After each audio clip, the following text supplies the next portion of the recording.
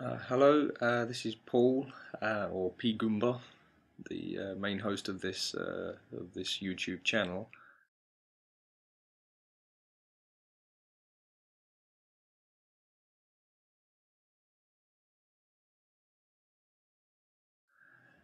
Um, Usually you'll see me doing video game reviews, but I thought I'd take a break from that. It's been quite a while since I've done one. But either way, for about the past year, I've been learning Japanese, and I thought it'd be helpful to give some insight to people on what books work best. First one is let's learn Hiragana, and the second is let's learn Katakana. It all seems quite childish, quite childish titles and what have you, and you think, is this really going to do me any good? To be honest, if anything, both of these books are kind of overkill because they really, there's quite a few exercises in both books, and it teaches you what you need to know. The kana itself, Hiragana and Katakana, collectively known as the kana, are there's nothing particularly difficult about them. You learn a symbol, so let's take, this is hira, ga, na.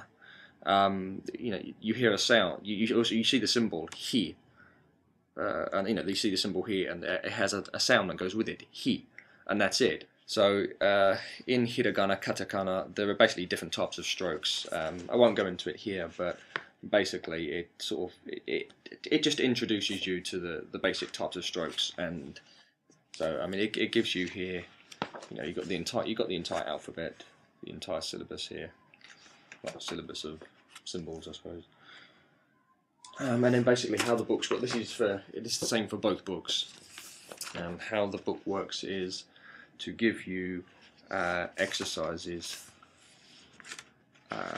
Basically, it shows you the symbol, exactly how the symbol is constructed, the strokes, the order you write the strokes in, and obviously the number of strokes and the type of stroke you use. That's important. These are all important.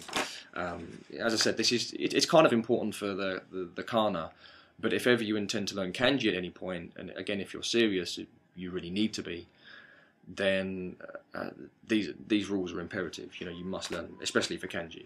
Kanji, there's no getting away with it. You have to learn the stroke order, the number of strokes. You need the number of strokes if you're looking in a kanji dictionary. So then it goes into it gives you some spaces to write in. Personally, I don't write in here. I've got my own hardback textbook. You need it yourself because you'll be writing this. You'll be writing, these things so many times over that there's just not enough space in here. You just look at this. Look at the number of spaces it gives you. Okay, it's something to get started with, but you'll need more than that. It's that simple. I've got textbooks for everything I do now. I've got my own writing books. I say textbooks, writing books. You can say notebooks, hardback notebooks, really. That I use for everything here. So it gives you that, but it's useful because it's got a little tracing line there. Where is it? There. It just gives you just give you an idea of exactly how it is. But and if you aren't going to do that, do it in pencil, obviously, because otherwise you can only do it once. And it gives you it gives you a few exercises to put some words together using the hiragana. And if there's any inconsistencies at all, it names it. And there are plenty of examples in here. Really there are loads of them. So you can you can get plenty of practice in this. And if you studied really hard, I guess you can cram the whole thing in a month. So you've either got the easy Kana Workbook, which I've browsed through. It seems to do the job. I don't think there's any book that really won't do the job, unless it doesn't teach you anything about stroke order and stroke type. If it doesn't, then okay, maybe give it a miss. But both of those books seem to be, that book seems to be fine. Let's learn Hiragana, let's learn Katakana. They're good books. They're not expensive. I bought these, I think, for, does it say on here? Oh, I got this at the Japan Centre in London. This for $9.99, and this would have been Or, yeah, £9.99. It's the same. I think the Easy Kana Workbook, I think you can actually pick up for a £5. I think, but you know, whatever you want, whatever you want. Most sentences in Japanese will be made up with a combination of kanji, which, I mean, if you see Japanese writing, kanji is the very complicated Japanese symbols, essentially derived from Chinese. Kanji means Chinese characters. And hiragana is a sort of simplified version of that, usually used for sort of grammatical, grammatical purposes. So some symbols will state what the subject is about, what belongs to something. It'll indicate direction. You can say where something is taking place. They have different purposes, and as well as that, normal words are made up with hiragana as well. So it's important. You can't read Japanese really without reading hiragana.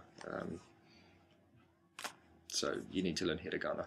If you're going over to Japan at any point, katakana is almost all foreign words. I think all foreign words are made up with katakana.